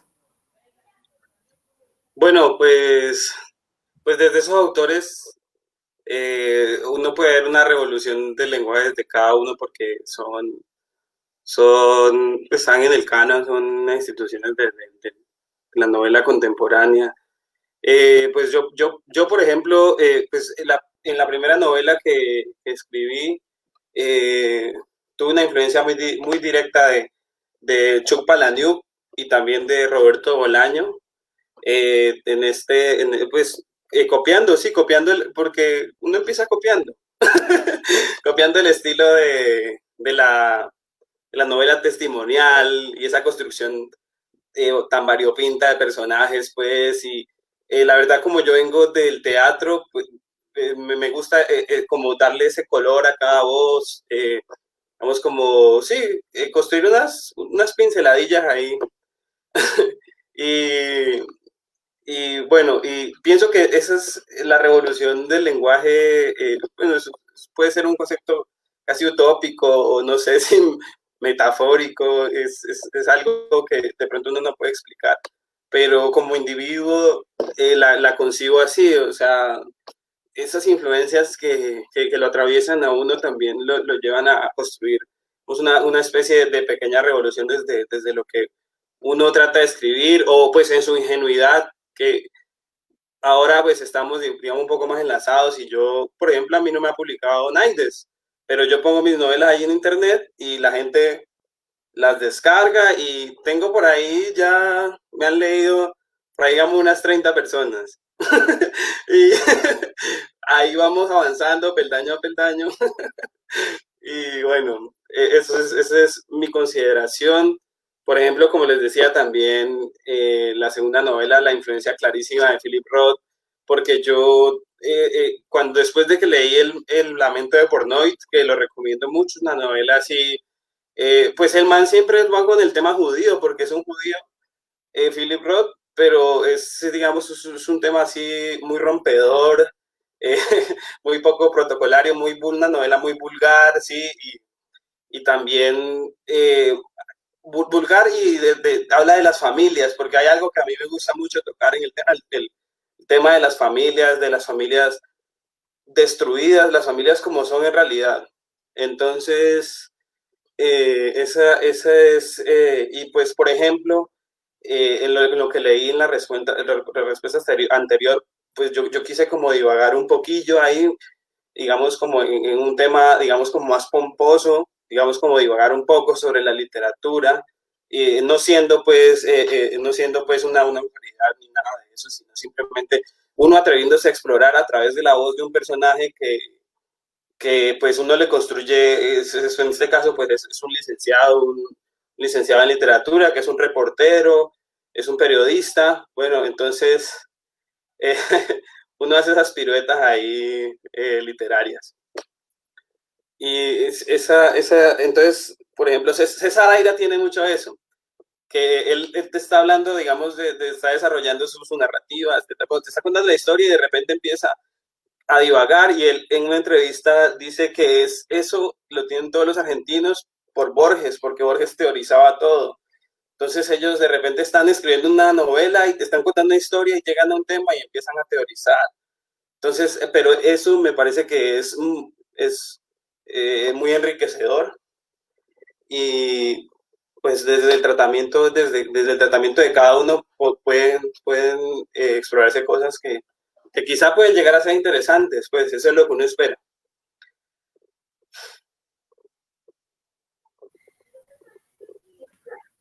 Gracias, Robert.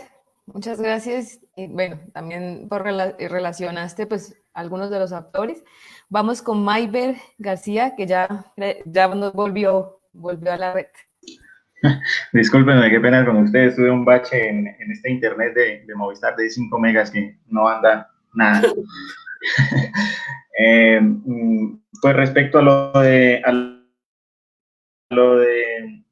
la pregunta de cómo es posible una revolución en el lenguaje teniendo en cuenta esos autores, a mí con Roberto Bolaño en realidad me pasó algo muy particular, y es que cuando los detectives salvajes, yo recién empezaba la universidad, a la hora de leerlo, yo no sabía que todo lo que se contaba allí y la manera en que se contaba, pues era permitido en literatura. Yo creí que eso no, o sea, que no se podía hacer. Hasta entonces, pues yo había leído novelas cuya estructura era sencilla, ¿no? De inicio, nudo y desenlace.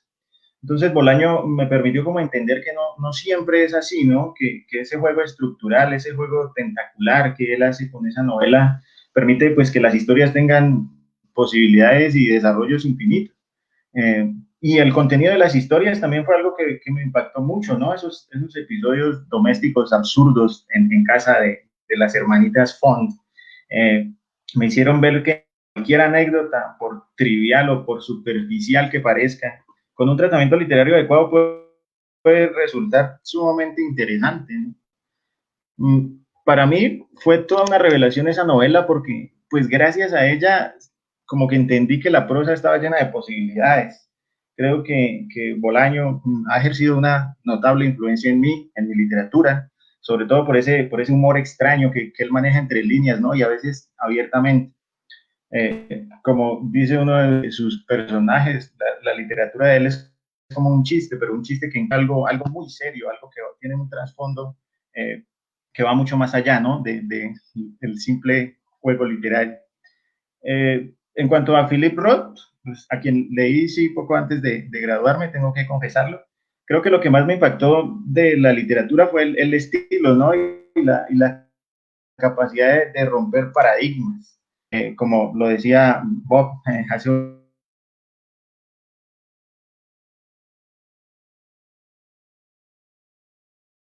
la sexualidad desde esa perspectiva tan individual, ¿no? Y tan liberadora en esa que es como una especie de castración al líbido de Portnoy. Y eso fue algo que pues, me hizo reflexionar sobre los límites de lo que se puede y no se puede contar, ¿no? Y es que esos límites en realidad se vuelven muy estrechos cuando uno piensa en el lector más que en uno mismo, ¿no? En lo que uno quiere escribir. Muchas veces pues tuve la sensación de estar escribiendo para alguien más, para mis profesores, para mi director de tesis, para mis jurados. Y después de leer a Roth me di cuenta que el deber de un escritor, pues además de escribir bien, por supuesto, es escribir para sí mismo, ¿no? Exorcizar aquello que te inquieta, que te perturba, que te trasnocha. Y tratar así o sea, tratar de llegar a una suerte de catarsis de todas estas cuestiones existenciales, pues que únicamente, bueno, no únicamente, sino que tú quieres expresar a través de la literatura. Eh, yo por eso tengo cierto distanciamiento con la literatura que es comprometida, pues en general con el arte comprometido, ¿no? Por cosa ideológica, por ejemplo. Creo que el valor artístico de una obra disminuye cuando se persigue pues, una causa más allá del arte mismo, ¿no? De la simple experiencia, de la experiencia estética. Ya novelas pues mucho más extensas como La Conjura contra América o Pastoral Americana de Philip Roth me hicieron pues pensar que la literatura también es una cuestión de responsabilidad. Me hicieron ver que la formación de un escritor nunca termina, en realidad, que siempre está en constante estado de aprendizaje y que pues es su deber como escritor cultivarse, leer mucho, escribir y hasta que prácticamente se le convierta en una necesidad, ¿no? Experimentar bastante, ¿no? Hasta que encuentre una voz propia, una poética que logre atravesar todo lo que uno escribe. Entonces, pues retomando, ¿no? La pregunta de cómo revolucionar el lenguaje, yo creo que pues haría lo que dije anteriormente, ¿no? Un juego estructural, irse pues de ese preestablecido nudo, inicio, nudo, desenlace, un buen tratamiento literario, pues para hacer de historias que aparentemente no tienen ningún interés, hacerlas interesantes, romper los paradigmas en la medida en que se escriba pues más para uno mismo que para los demás, y la responsabilidad, el proceso constante de formación. Creo que pues esa sería como mi respuesta hacia esa pregunta.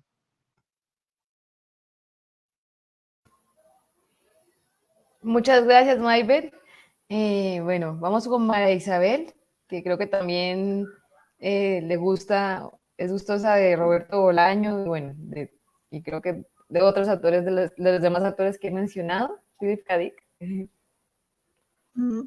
Bueno, precisamente con respecto a la pregunta, comparto la opinión de todos mis compañeros. O sea, cada uno de estos autores hace una revolución en el lenguaje. Bueno, hablando del minimalismo, por ejemplo, que es un recurso bastante utilizado, un movimiento del lenguaje bastante utilizado en las novelas de Roth, César Aira. Entonces, o sea, ¿cómo es posible que, como retomando lo que dice Mayber, o sea, a partir de una experiencia tan pequeña, que puede ser insignificante, o sea, se crea todo un universo, ¿no? Entonces, o sea, este es como un aspecto bastante importante que se marca en la revolución del lenguaje contemporáneo en la novela como tal, y que tiene que ver también con la extensión, ¿no? Generalmente se trata o se tiene la expectativa, o por ejemplo el público en general piensa que una obra entre más voluminosa sea, entonces va a ser mejor, ¿no? Que difiere también del público que ve una obra gruesa y le puede dar pereza, ¿no? Pero entonces siempre hay como un estándar, ¿no? Que mide también, pues, como la cantidad de páginas y también de eso, también de acuerdo a eso, pues también los autores, la gente, el público los va definiendo, ¿no? Entonces César Aira, por ejemplo, él trae la novedad de estas novelas que son cortas, ¿no? De una extensión corta, pero que tienen muchísimo contenido. O sea, movimientos de las historias bastante consecuentes, con una trama bastante acogedora, sin necesidad que tenga que ver con una extensión amplia, ¿no? Entonces, pues esto me parece bastante interesante, ¿no? Y también porque bueno, recordaba que un profesor decía que ahora, pues por el tiempo de la inmediatez, también la gente y el movimiento, mucha gente ya, o sea, opta por tener novelas como de extensión pequeña, ¿no? Y que se está también como colocando como a la vanguardia, ¿no? Este tipo de literatura que intenta ser de extensión mínima. Pues hablando de Philip K. Dick, que es pues uno de mis referentes, me gusta mucho porque aunque él no menciona el término como tal de la metaficción, lo hace, ¿no? Porque sobre todo en la novela El hombre en el castillo, que pues actualmente pues hay una serie sobre esta novela, trata sobre la novela que se escribe a sí misma, ¿no? Entonces, o sea, intentar como como esta ruptura en el lenguaje donde es el autor quien está narrando la historia o el que está participando de la construcción de la historia. En este caso no, en la novela El hombre en el castillo, el escritor solamente es un artefacto, ¿sí? El mecanismo de escritura que se mueve es a partir de todas las creencias religiosas que se vienen en el Medio Oriente, ¿cierto? Entonces el Ichu, sí, entonces todas estos conocimientos que lo diría Benjamin como filosofía del futuro, entonces vienen a ser parte como a insertarse en el lenguaje, ¿no? Entonces, ¿cómo es posible que a partir del tarot, por ejemplo, yo construya un personaje y a partir de jugando, de varias jugadas, el personaje se vaya construyendo y vaya dando una temática? No precisamente con el tarot lo hace Philip K. Dick, pero es un ejemplo, ¿no? Pues porque pues de pronto son modos de expresión del lenguaje también. Entonces, sí, el aporte también pues tiene que ver con, o sea, con lo que dice Mayber y es como una deconstrucción, ¿no? De la estructura, de lo que se viene pensando como el lenguaje formal, el que es apto y el que no es apto. Entonces, este movimiento de construcción, o sea, tiene que ver precisamente eso, ¿no? Y en este momento como tal, yo lo mencionaba en un programa anteriormente, y es el movimiento que hacen los conceptos en el tiempo, ¿sí? Entonces los conceptos, algunos se mantienen, otros pues son olvidados, otros se construyen con el tiempo, pero hay conceptos bastante fuertes que están marcados en el lenguaje y que no son olvidados, sino que simplemente el lenguaje y la necesidad de la cultura, de la sociedad como tal, los va transformando, ¿no? Entonces pienso que estos movimientos hay que aprovecharlos, o que, bueno, que el artista o el escritor como tal nos aprovecha también para comenzar a armar como su propia estética o una ruptura del lenguaje o contribuir a ampliar la dimensión del lenguaje.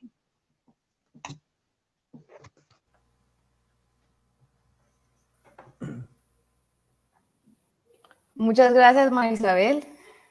Bueno, pues, experimentar nuevas cosas es, digamos que es fundamental, ¿no? Para no quedarse como en lo mismo y en el cliché, como decía Robert anteriormente. Bueno, agradecerles a todos por su participación. Pues es un honor para nosotros tener, por ejemplo, a Gabriel, bueno, obviamente también a Robert y a Mayber. Gabriel, nuestro invitado, digamos, que, bueno, mexicano, aunque en este momento estás viendo en otro lado, pero eres Sí, de México, ¿no? Robert de Tumaco, mira, tenemos de todos lados, Robert de Tumaco, Mayber de Piendamó y María Isabel desde Popayán. Entonces, bueno, agradecerles a todos. Bueno, cada uno, si nos hace el favor, y para el público que nos den el contacto, dónde los pueden contactar, sus libros, dónde los pueden adquirir, comprar. Bueno, a mí me pueden encontrar en Facebook como Gabo Vázquez G, Vázquez con Z, no como el colombiano que la primera es con S.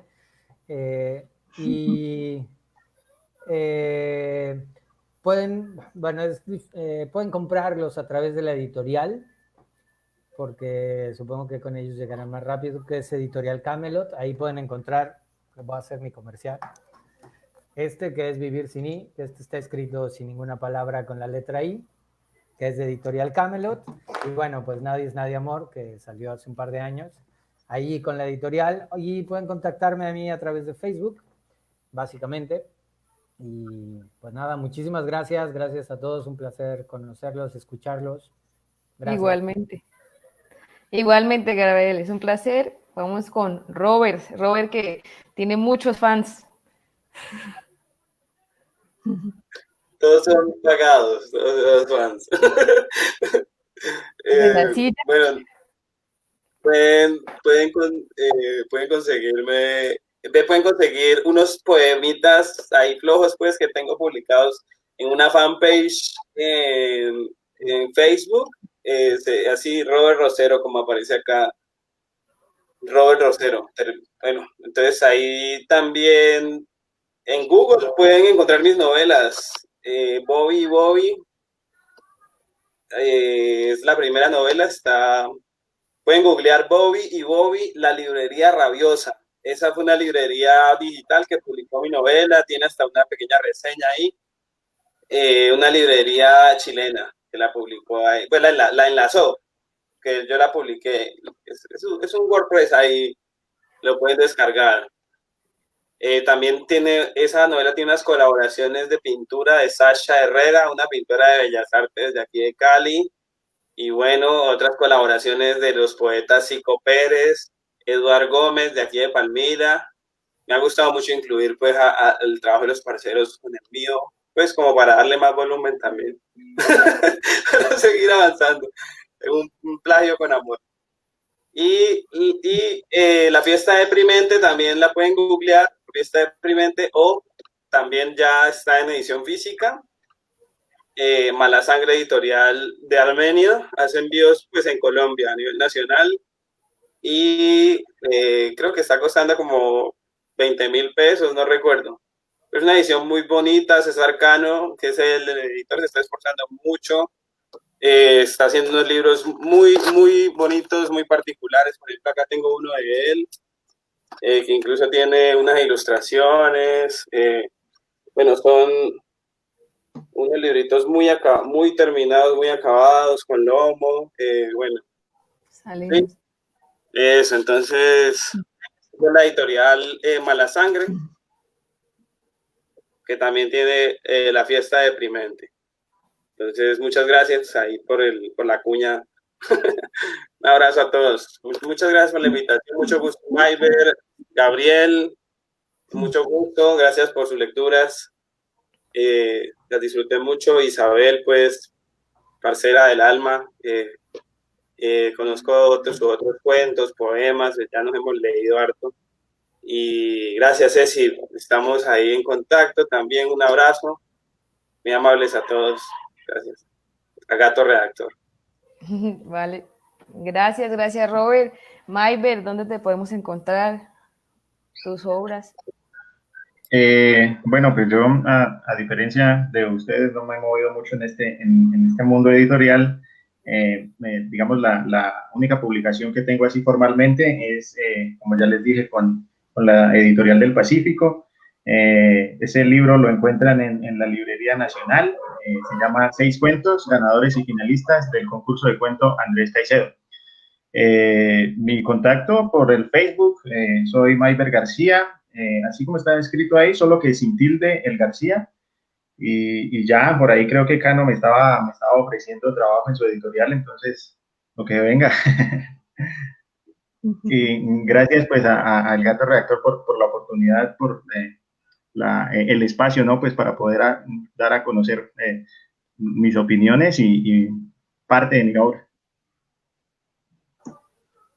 Gracias, Mayber. Marisabel, bueno, aparte de la editorial Gato Redactor, ¿dónde podemos encontrar tus obras, tu perfil? Activa el micrófono, porfa. Bueno, a mí me encuentran en el Gato Redactor. Precisamente, Gato Redactor es una propuesta que precisamente trata de difundir pues los artistas que pues no tienen no han tenido como la mayor publicidad, ¿no? Porque lo que sí es verdad es que hay bastantes escritores, por ejemplo, en la ciudad de Popayán, que escriben, pero no tienen los espacios para difundir sus obras, ¿no? Entonces, sí, o sea, esa es la iniciativa de la editorial. Entonces, pues dar a conocer pues este tipo de autores. En ese caso, pues yo también me menciono ahí porque tengo la misma situación de Mayber. Entonces, con este problema de la difusión de las obras. Especialmente, pues quiero agradecerles pues a todos los escritores que nos acompañaron esta noche. Muchísimas gracias, Gabriel Vázquez, o sea, haber compartido con nosotros que pronto somos escritores a que apenas estamos empezando. Para nosotros es un gran placer de verdad tener una figura como tú que nos acompaña en este momento y que sea pues así, arriesgado pues también de, bueno, pongámosle también atención a estos muchachos, ¿no? Y pues apoyarlos también para pues que sigamos en este vínculo así de retribuir la escritura que finalmente es lo que nos termina uniendo pues y creando estos espacios, ¿no? Agradecerle muchísimo, Bob, parcero, Mayber, parcero, también mi compañero de literatura, Ceci, gracias siempre por la compañía, Gabriel Vázquez, recomendando su novela, o sea, excelente. Están los cortes y la publicidad en Gato Redactor. También hay pues más links para que conozcan a nuestro artista invitado, a nuestros artistas invitados. Y ahí también hay una serie de enlaces que donde los pueden seguir, los pueden ubicar sus obras. Muchísimas gracias a todos. Se nos extendió el tiempo, pero pues yo creo que hubo bastante contenido y que debíamos compartirlo, llevarlo a los demás. A mis compañeros que nos siguieron hasta este momento, también agradecerles muchísimo. Saludos a los compañeros que se conectaron y que tuvieron paciencia, pero pues teníamos invitados de alta categoría. Muchísimas gracias. Bueno, y recordarles que también la editorial pues está abierta para ustedes, o sea, si quieren publicar, la editorial está disponible, para eso es. Y bueno, chévere que también a través de este programa Maybert, por ejemplo, haya tenido contactos, y bueno, esa es la idea, ¿no? Como dice María Isabel, dar a conocer el trabajo de los que de pronto no están como tan publicitados por ahora. Entonces, muchas gracias a todos y esperamos volverlos a ver y estar en contacto. Mucho gusto. Buenas noches, mucho gusto. Buenas noches.